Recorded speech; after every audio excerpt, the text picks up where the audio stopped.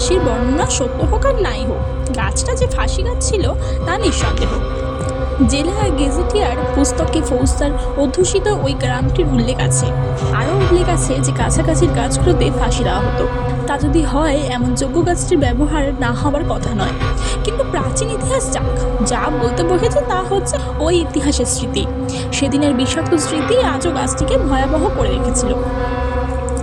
কেউ পারতপক্ষে রাতের বেলায় গাছটির কাছে যেত না, একা তো নয়, কিন্তু অদৃষ্টের এমনই বিড়ম্বনা যে না গিয়েও উপায় ছিল না। রেল স্টেশনে যাওয়ার সড়কের ঠিক পাশেই তার অবস্থান। কত নিঃসঙ্গ পথিক যে রাতের বেলায় ওখানে এসে ভয়ে মূর্ছা গিয়েছে তারই অত্যা নেই। তাদের প্রশ্ন করলে বলতো, কি দেখলাম তা কি এখন মনে আছে?